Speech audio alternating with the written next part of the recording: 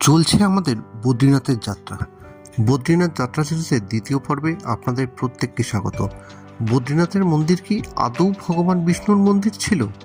ভগবান বিষ্ণু কার থেকে মন্দিরটা চুরি করেছিলেন? থাকছে ব্রহ্ম কপালে পিণ্ডদানের গুণ এবং ব্রহ্ম কপাল সম্পর্কে বিস্তারিত কথা। এইরকম অনেক অজানা তথ্য নিয়ে আজকের আমাদের বদ্রীনাথের নিবেদন। তাই চলুন ওম নমো নারায়ণায় বলে ভগবান বিষ্ণুকে প্রণাম জানিয়ে ব্লগটা শুরু মর্নিং করি। ট্রাভেল ডেস্টিনেশন সুইথ অভিকের পক্ষ থেকে একটা সম্পূর্ণ নতুন ব্লগে আপনাদের প্রত্যেককে স্বাগত। কালকে বদ্রীনাথ আসছিলাম সোনপ্রয়াগ থেকে, সেই ব্লগটা শেষ করতে পারিনি। রাস্তায় হঠাৎ করে প্রচণ্ড জ্বর চলে এসেছিলো এবং প্রচণ্ড কাঁপুনি দিচ্ছিল, যে কারণে ব্লগটা কন্টিনিউ করা যায়নি। কালকে ছিলাম হচ্ছে জিএমভিএনের রেস্ট হাউসে। কালকে আপনাদের অলরেডি দেখিয়েছি, শান্তনু রাত্রে খাওয়ার এনে দিয়েছিল, সেই খাওয়ার খেয়েই কোনো রকমে শুয়ে পড়েছিলাম। আর এখানে জিএমভিএনের যে যাত্রীনিবাস আছে, এটার অবস্থা কিন্তু খুব খারাপ। মানে কেউ যদি বুক করতে চান, আমি কিন্তু তাদেরকে বলবো এর থেকে ভোলাগিরি আশ্রম বা পারছ আশ্রম সঙ্গে থাকা কিন্তু অনেক বেটার হবে। এদের না বাথরুম পরিষ্কার, না বিছানাপত্র পরিষ্কার, কোনোটাই পরিষ্কার নয়। না গরম জলের সুবিধা আছে, বললো ভোর 5টা থেকে গরম জল দেবো, কিন্তু সেগুলো এখনও অবধি কিছুই কিন্তু আমরা পাইনি। তো যাই হোক, আজকে এখানে বদ্রিতেই থাকবো, রুমটা চেঞ্জ করব। আগে সকালবেলা মন্দিরটাকে দর্শন করে আসি, কাল যেহেতু জ্বরের জন্য মন্দির দর্শন করতে পারিনি। তারপর বাকিটা আজকে মানাও যাওয়ার আছে, অনেকগুলো জায়গাও যাব, সেগুলো সমস্ত কিছু আস্তে আস্তে দেখাবো। তো চলুন শুরু করা যাক। যেখানটা দাঁড়িয়ে আছি, ডান দিকে হচ্ছে এখান থেকে বদ্রীনাথের মন্দির। এই নোটিশ বোর্ড, একটা বোর্ড দেওয়া আছে, শ্রী বদ্রীনাথ টেম্পল, তপ্তকুণ্ড এবং ব্রহ্মকপাল, তিনটেই এদিকে। চলুন এবার এদিকে এগোনো যাক।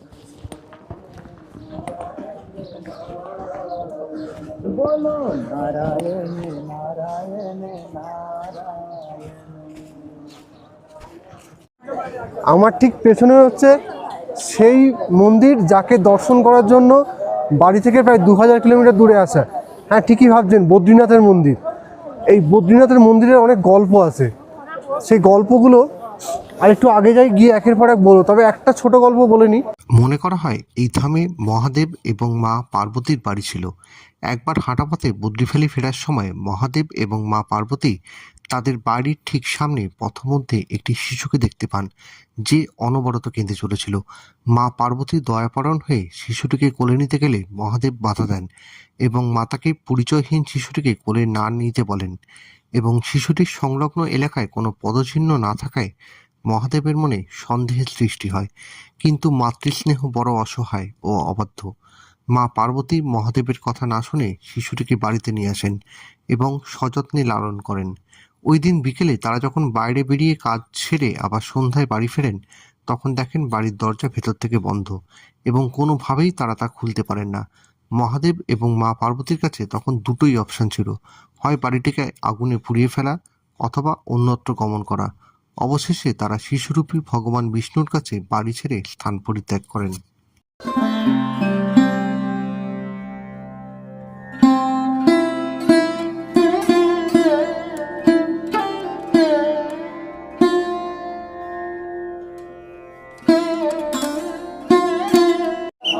মন্দিরে ঢোকার আগে এই জায়গাটা আপনার যে রেজিস্ট্রেশন আছে, সেই রেজিস্ট্রেশনটাকে ভেরিফাই করাতে হবে। তারপর এখান থেকে দর্শন টোকেন পাবেন, তারপর গিয়ে আপনি লাইনে দাঁড়ালে মন্দির দর্শন করতে পারবেন। এটা হচ্ছে সিস্টেম। তো আপাতত রেজিস্ট্রেশনটা দেখিয়ে নিই, তারপর নেক্সট স্টেপ ফরওয়ার্ড করব।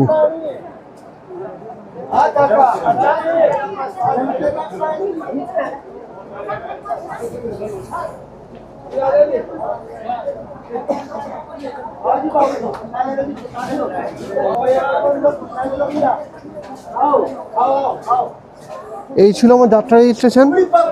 এটাকে এবার স্ক্যান করাবো। এটা আমার যাত্রা রেজিস্ট্রেশন, এটাকে এবার স্ক্যান করিয়ে তারপর দর্শনের পারমিশনটা নেব। ম্যাডাম,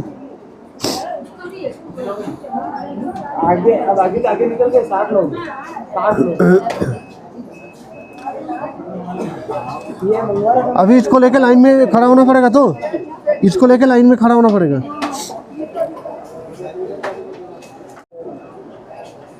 এই হচ্ছে টোকেন। এই টোকেন নিয়ে এবার কিন্তু লাইনে দাঁড়াবো। অলকানন্দার জলের স্রোতটা একবার ফিল করুন, কি মারাত্মক স্রোত জলের।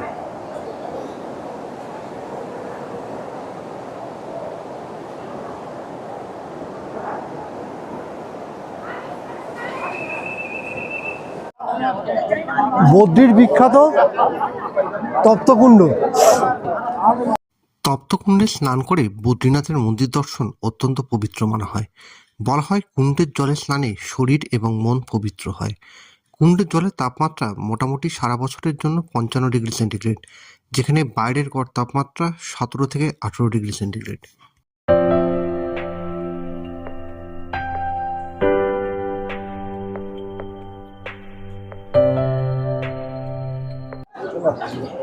এই নিচে হচ্ছে বদ্রীর বিখ্যাত তপ্তকুণ্ড, যেটা কিন্তু মানে বলে যে স্নান করলে সারা, এই যে অনেকের মুখেই শুনেছি যে স্নান করার পর মানে সারা এতটা জার্নি করার পর যে গা হাত পায়ে ব্যথা, এখানে স্নান করলে কিন্তু অনায়াসেই নাকি চলে যায়।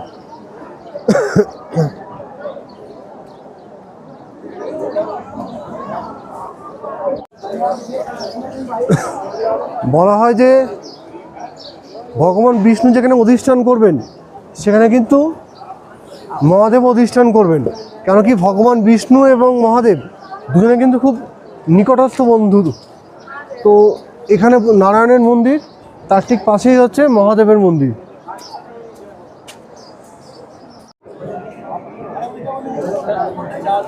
এই মুহূর্তে আছি বদ্রীনাথ মন্দিরের ঠিক সামনে, আমার ঠিক পেছনেই হচ্ছে বদ্রী বিশালের মন্দির। পৌরাণিকভাবে বলা হয় একবার একজন সন্ন্যাসী ভগবান বিষ্ণুকে তার বিলাসবহুল জীবনযাপনের জন্য বহিষ্কার করায় আত্ম অনুতপ্ত হয়ে ভগবান বিষ্ণু এখানে গভীর ধ্যানে বসেন।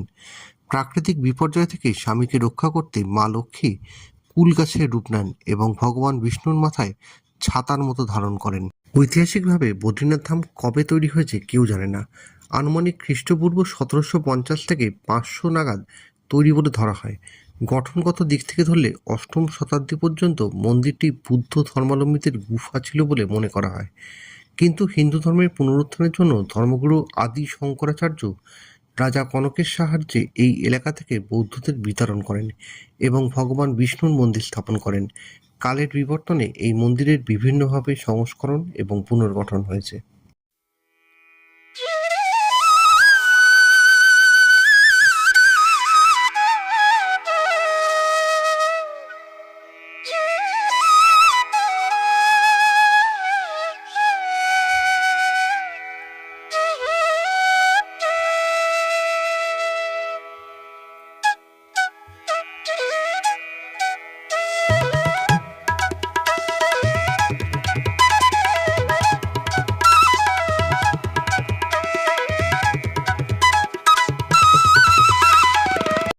আমি আপনাদেরকে আগেই বলেছিলাম যে মন্দিরে প্রায় 2 কিলোমিটার লাইন আছে, সেই লাইনের এক ঝলক আপনাদেরকে দেখাচ্ছি।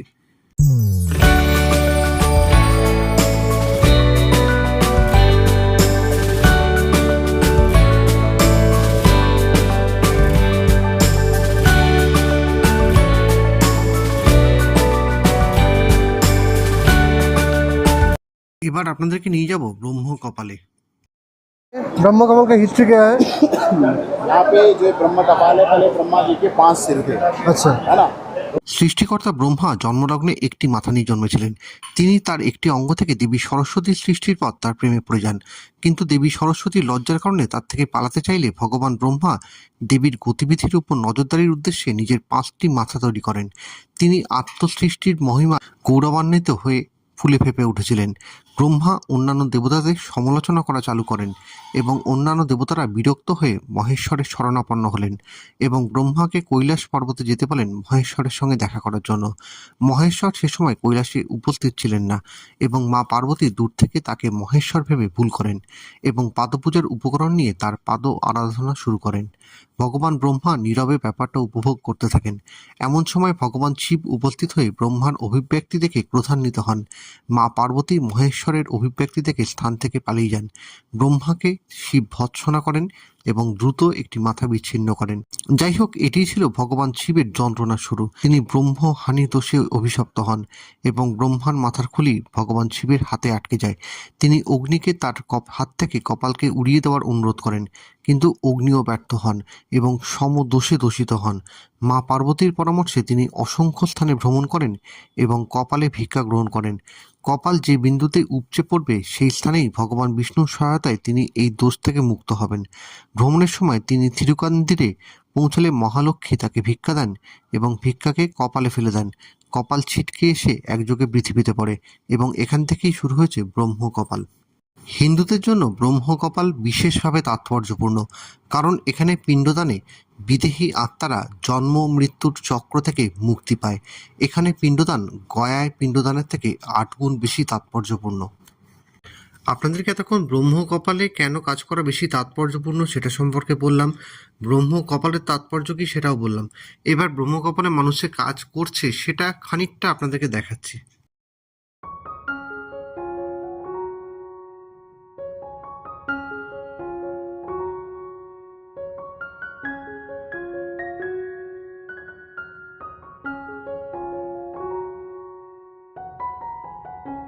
কপাল আর এইখানে কিন্তু সবাই কাজ করে থাকেন পিতৃপুরুষের।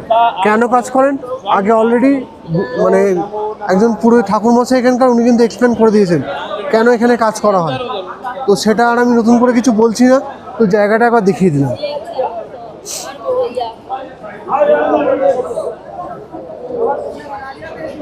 দর্শন করা হয়ে গেছে, মন্দির দর্শন করে এসেছি হচ্ছে উর্বশী রেস্টুরেন্টে। ব্রেকফাস্টে আমি অর্ডার দিয়েছি হচ্ছে আলু পরোটা আর হাফ দই, শান্তনু অর্ডার দিয়েছে স্যান্ডউইচ।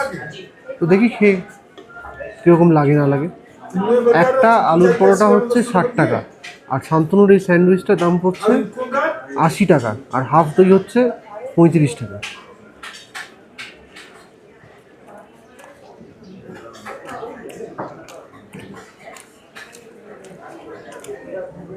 ঠিক আছে মোটামুটি। বদ্রীনাথের মন্দির দর্শন করে আমরা বেরিয়ে পড়েছিলাম মানা গ্রামের উদ্দেশ্যে। এর মধ্যে আমাদের প্ল্যানে একটু চেঞ্জ হয়েছিল, আমরা আজকে আর বদ্রীনাথে না থেকে হরিদ্বার ফিরে যাওয়ার সিদ্ধান্ত নিয়েছিলাম। সেক্ষেত্রে সমস্ত কিছুই আসবে পরের ব্লগে বিস্তারিতভাবে। ততক্ষণ সঙ্গে থাকবেন, দেখতে থাকবেন, ভালো থাকবেন। যদি ভিডিওটা ভালো লেগে থাকে আমাদের পরিবারের সদস্য হওয়ার অনুরোধ রইল।